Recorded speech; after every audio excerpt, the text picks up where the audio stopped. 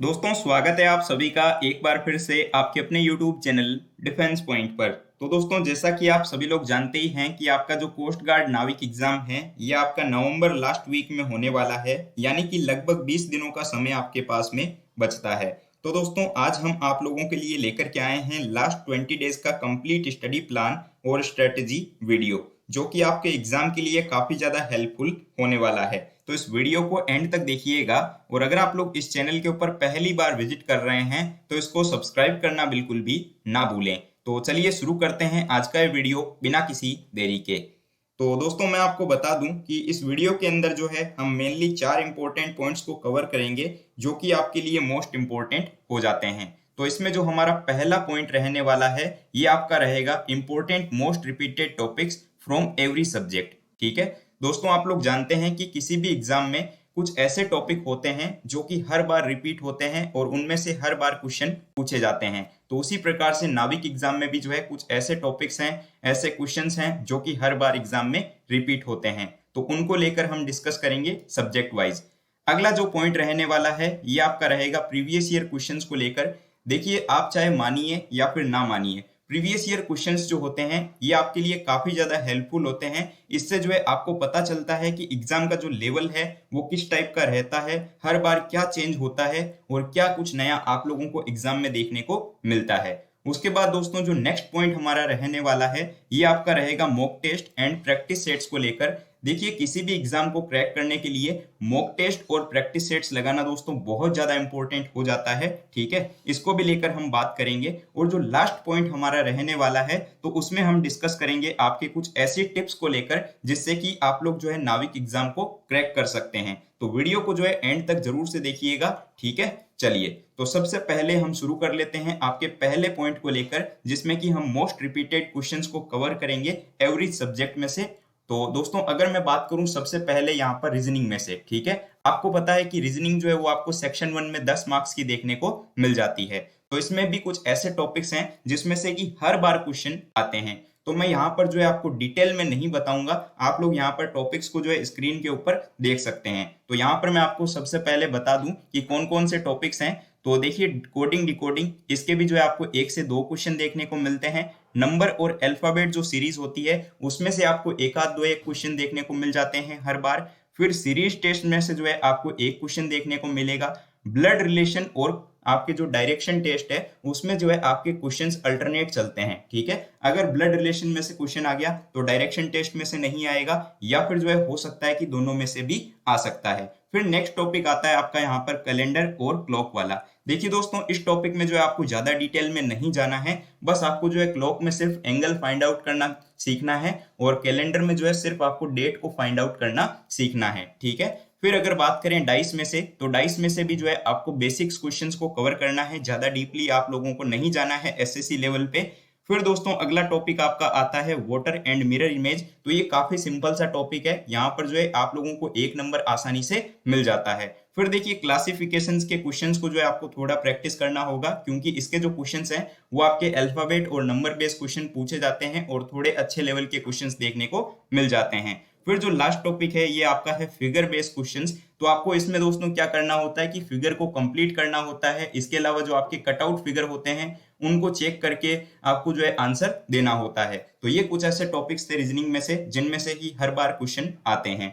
अब देखिए अगला जो आपका सब्जेक्ट है ये है आपका जनरल साइंस। ठीक है, जनरल साइंस भी आप लोगों को पता है कि नाविक एग्जाम में 10 मार्क्स की देखने को मिल जाती है। तो सबसे पहले तो मैं आप लोगों को ये बोलना चाहूंगा कि अगर आप लोगों ने डिफेंस पॉइंट की साइंस की प्लेलिस्ट को चेकआउट नहीं किया है तो उसको सबसे पहले चेकआउट कीजिए, क्योंकि टॉपिक वाइज जो है मैंने आप लोगों को 20 से 25 वीडियोस दिए हैं जिसमें से कि पूरी साइंस हम लोगों ने कवर की है। ठीक है, और अब अगर बात करें कि कौन कौन से ऐसे टॉपिक्स हैं जो कि मोस्टली रिपीटेड होते हैं और उनमें से हर बार क्वेश्चन देखने को मिलते हैं, तो इसमें सबसे पहला टॉपिक आता है यूनिट एंड मेजरमेंट्स। देखिए मेजरमेंट्स में से आपको हर बार क्वेश्चन देखने को मिल जाता है, जैसे कि बैरोमीटर किसके लिए यूज में लिया जाता है, एनीमोमीटर किसके लिए यूज में लिया जाता है, पानी का बहाव किसके द्वारा मापा जाता है। ऐसे क्वेश्चंस आपको हर बार देखने को मिलते हैं। फिर दोस्तों बात आती है आपके लॉ ऑफ मोशंस। देखिए यहाँ से आपको न्यूमेरिकल भी पूछा जाता है और हो सकता है कि थ्योरी का क्वेश्चन भी आपको देखने को मिल जाए। नेक्स्ट टॉपिक आपका आता है वर्क पावर एनर्जी का, तो यहाँ से भी आपको थ्योरी का क्वेश्चन भी देखने को मिल सकता है और हो सकता है कि बेसिक न्यूमेरिकल भी आप लोगों को पूछ लिया जाए। इलेक्ट्रिसिटी में से आपको जो है हो सकता है फ्यूज में से क्वेश्चन देखने को मिले, डायनेमो में से क्वेश्चन देखने को मिल जाए, एसी डीसी में से क्वेश्चन पूछ लिया जाता है, ठीक है, विद्युत आवेश में से क्वेश्चन पूछे जाते हैं। तो ये भी काफी अच्छा चैप्टर है, यहाँ से भी क्वेश्चन हर बार देखने को मिलते हैं। हीट एंड टेम्परेचर में से आपको नॉर्मल क्वेश्चन देखने को मिलेगा जो कि आप लोग इजीली सॉल्व कर लोगे, ठीक है। फिर आता है आपका यूनिवर्स एंड सोलर सिस्टम, तो इसमें से दोस्तों मोस्ट चांसेस है कि आपको जो है सोलर सिस्टम में से क्वेश्चन देखने को मिल जाएंगे। केमिस्ट्री पोर्शन में से अगर बात करें तो देखिए नॉन मेटल और आपके जो एलॉयज हैं, ठीक है, इसमें से हर बार क्वेश्चन फंसता है दोस्तों। ये एक ऐसा टॉपिक है जिसमें से एक आध क्वेश्चन रहता ही रहता है, ठीक है। फिर आती है बात बेसिक केमिस्ट्री को लेकर, जिसमें कि आपको जो है सोडियम क्लोराइड का फॉर्मूला पूछा जा सकता है, सोडियम हाइड्रोक्साइड होता है, जो धावन सोडा होता है, खाने का सोडा होता है, इनके बारे में पूछा जाता है, ठीक है। फिर दोस्तों लाइट एंड ऑप्टिक्स में से जो है आपके इंद्रधनुष में से क्वेश्चन बन जाते हैं। डॉक्टर्स जो होते हैं वो आपके कौन सा लेंस यूज में लेते हैं, ईएनटी स्पेशलिस्ट, इस टाइप के क्वेश्चन आप लोगों को पूछे जाते हैं, ठीक है। तो इनके बारे में ऑलरेडी मैंने आपको प्लेलिस्ट बना के दे दी है, तो आप लोग उसको चेकआउट कीजिए और प्रीवियस ईयर क्वेश्चंस तो आप लोगों को हर सब्जेक्ट के लिए देखने ही हैं। अब बात करते हैं मैथ्स को लेकर, क्योंकि मैथ्स जो है एग्जाम के अंदर एक बहुत बड़ा रोल प्ले करती है और 20 मार्क्स की मैथ पूछी जाती है। तो दोस्तों मैथ में अगर मैं आपको बताऊं ना, तो आप लोग जो है 12 से 15 मार्क्स सिर्फ इन इंपॉर्टेंट टॉपिक्स को कवर करके जो है गेन कर सकते हो। तो इसमें देखिए दोस्तों परसेंटेज, ठीक है, profit loss, average, ratio and proportion और इंटरेस्ट, और साथ ही जो है आपका ट्रेन वाला चैप्टर, ये ऐसे टॉपिक्स हैं जिसमें से कि हर बार क्वेश्चन आते हैं, हर साल क्वेश्चन देखने को मिलते हैं, ठीक है। और एक टॉपिक हो जाता है वर्क एंड टाइम। तो ये टॉपिक्स आपको मेनली कवर करने हैं, क्योंकि ये अर्थमेटिक के ऐसे टॉपिक्स हैं जिसमें कि आपके 8 से 10 मार्क्स दोस्तों कवर हो जाएंगे, ठीक है ना। और एडवांस मैथ में मैं आपको सिर्फ इतना बोलना चाहूंगा कि अगर आप लोग पूरी एडवांस मैथ नहीं कर सकते तो आप लोगों को बस फॉर्मूला देख लेना है और फॉर्मूला बेस्ड क्वेश्चंस जो होते हैं उनको जरूर से सॉल्व करना है, क्योंकि दोस्तों उसमें से भी जो है आपको 2 से 3 क्वेश्चंस देखने को मिल जाएंगे। यानी कि इजिली आप लोग जो है एडवांस मैथ्स में भी अगर आप फॉर्मूला कर लेते हैं तो भी 3 से 4 क्वेश्चंस अटेंड कर पाओगे, और अगर आप लोग इन सभी टॉपिक्स को कवर कर लेते हो तो इजीली आप लोग 12 से 15 मार्क्स को कवर कर सकते हैं, ठीक है। और मैथ्स के अंदर भी दोस्तों सेम चीज हो जाती है कि आप लोगों को जो है यहाँ पर प्रीवियस ईयर क्वेश्चंस को तो कवर करना ही है। अब बात करते हैं हम जनरल इंग्लिश को लेकर, तो इंग्लिश जो है वो आपको सेक्शन 1 में 15 मार्क्स की देखने को मिलेगी, जिसमें कि आपको पैसिव वॉइस में से 1 से 2 क्वेश्चन देखने को मिलेंगे। डायरेक्ट इनडायरेक्ट में से फिक्स है कि 2 क्वेश्चन हर बार आते हैं तो आएंगे ही। और फिर फिलर्स के क्वेश्चंस देखिए दोस्तों, आप लोगों को जो है prepositions, conjunctions, form of verb, degree और जो आपके सब्जेक्ट वर्ब एग्रीमेंट है, इन टॉपिक्स में से देखने को मिलते हैं। और ये 3 से 4 मार्क्स जो है आप लोग गेन कर सकते हो, क्योंकि ज्यादा डिफिकल्ट नहीं होते हैं। अगर आपकी इंग्लिश थोड़ी बहुत भी अच्छी है तो आप लोग इन नंबर्स को आसानी से कवर कर सकते हो, ठीक है। फिर मैं आपको बता दूं कि वन वर्ड सब्स्टिट्यूशन, ये आपका 1 से 2 क्वेश्चन आता है।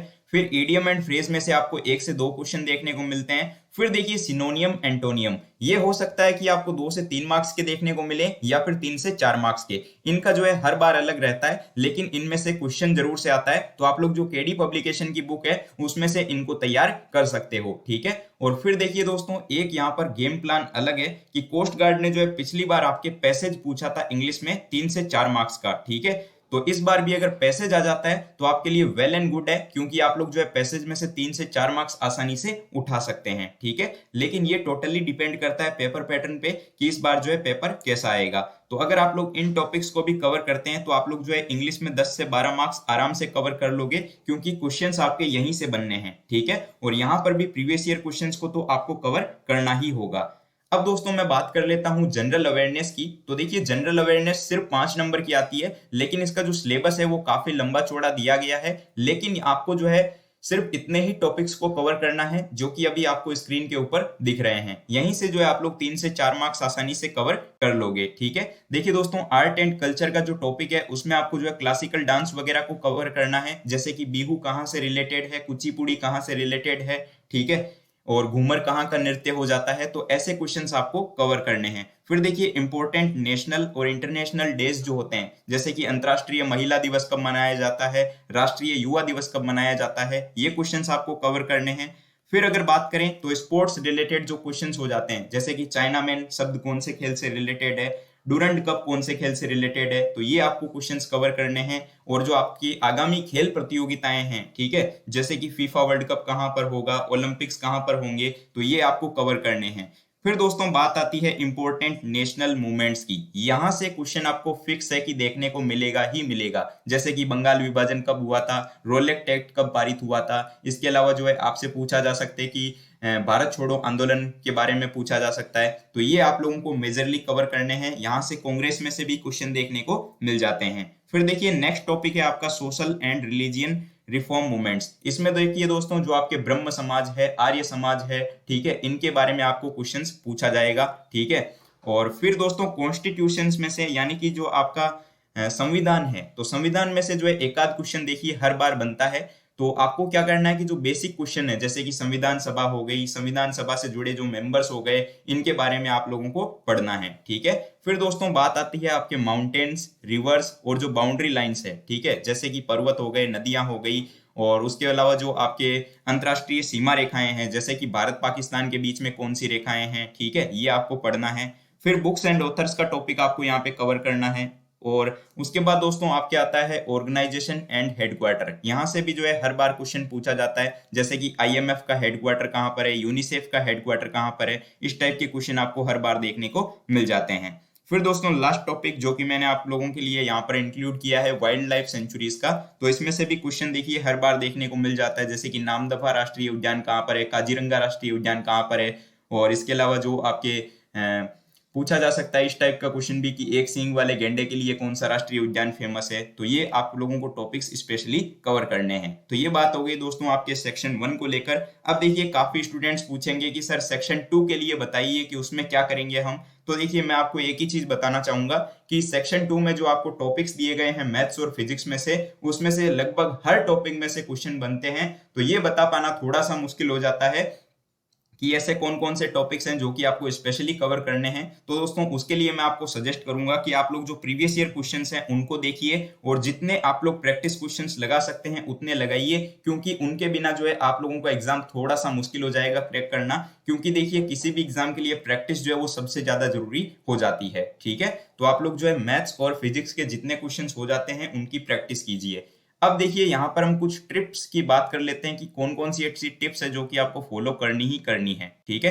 तो सबसे पहली बात ध्यान में रखिएगा कि कोस्ट गार्ड एग्जाम में कोई भी नेगेटिव मार्किंग नहीं होती है। तो एग्जाम के दौरान आप लोगों को जो है कोई भी क्वेश्चन नहीं छोड़ना है। अगर आप लोग जीडी का सेक्शन अटेंड कर रहे हैं तो आपको जो है पूरे 110 क्वेश्चन अटेंड करने हैं, और अगर आप लोग डीबी का एग्जाम दे रहे हैं तो पूरे 60 क्वेश्चन आपको अटेंड करने हैं, ठीक है। तो पहली बात आप लोग ये ध्यान में रखिएगा। दोस्तों एग्जाम से पहले आप लोग प्रीवियस ईयर क्वेश्चंस को जरूर से सॉल्व कीजिएगा, क्योंकि इससे जो है आपको काफी कुछ आइडिया हो जाएगा एग्जाम के बारे में कि किस टाइप के क्वेश्चन आते हैं, क्या लेवल रहता है, ठीक है। तो ये भी आपके लिए काफी ज्यादा इंपॉर्टेंट हो जाता है। अब देखिए मॉक टेस्ट। तो मॉक टेस्ट जो है आप लोगों के लिए लगाना सबसे ज्यादा जरूरी हो जाता है, क्योंकि देखिए दोस्तों एग्जाम में जो है आपको सबसे बड़ी जो इश्यू फेस करनी पड़ेगी वो रहेगी टाइमिंग की, ठीक है। देखिए कोस्ट गार्ड एग्जाम में जो है आपको सेक्शन 1 के अंदर 60 क्वेश्चंस देखने को मिलते हैं, जिनको सॉल्व करने के लिए सिर्फ 45 मिनट का समय रहता है, ठीक है, जिसमें कि अकेले मैथ के 20 क्वेश्चन रह जाते हैं। और उधर अगर बात करें सेक्शन 2 में, तो देखिए दोस्तों आप लोगों को जो है सिर्फ और सिर्फ 30 मिनट के अंदर जो है आपको यहाँ पर 50 क्वेश्चन सॉल्व करने होते हैं, जिसमें कि आपके 25 फिजिक्स के होते हैं और 25 मैथ के। तो आपको टाइमिंग मैनेज करना जो है एक बहुत बड़ा प्रॉब्लम बनेगा एग्जाम में। तो अगर आप लोग जो है मॉक टेस्ट नहीं लगा रहे हो और टाइमिंग मैनेज नहीं कर रहे हो